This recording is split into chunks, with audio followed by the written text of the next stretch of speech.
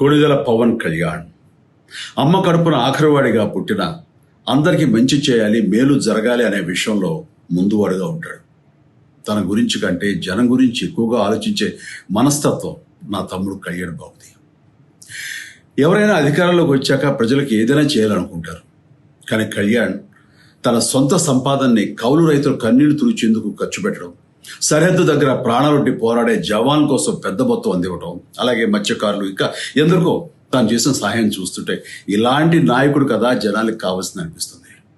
ఒక రకంగా చెప్పాలంటే సినిమాలోకి తను బలవంతంగా వచ్చాడు, రాజకీయాల్లో మాత్రం ఇష్టంతోనే వచ్చాడు. ఏ తల్లికైనా తన కొడుకు కష్టపడుతుంటే గుండె తరుక్కుపోతుంది. అలాగే ఏ అన్నకైనా తన తమ్ముడు అనవసరంగా మాటలు పడుతుంటే బాధ వేస్తుంది. అలా బాధపడుతున్న నా తల్లికి ఈ అన్నయ్యగా ఒక మాట చెప్పాను.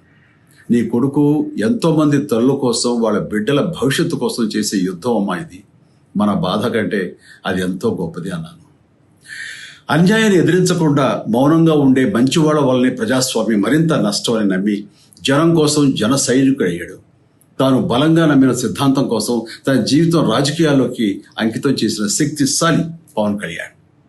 ప్రజల కోసం, రాష్ట్ర భవిష్యత్తు కోసం ఆ శక్తిని వినియోగించాలి అంటే చట్టసభలో అతని గొంతు మనం వినాలి.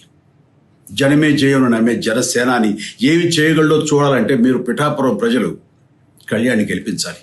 మీకు సేవకుడుగా, సైనికుడుగా అండగా నిలబడతాడు. మీకోసం ఏమైనా సరే కలబడతాడు, మీ కళ నిజం చేస్తాడు. పిఠాపురం వాస్తవ్యులకు మీ చిరంజీవి విన్నపం, గాజు గ్లాసు గుర్తుకి మీ ఓటు వేసి పవన్ కళ్యాణ్ని గెలిపించండి. జై హింద్.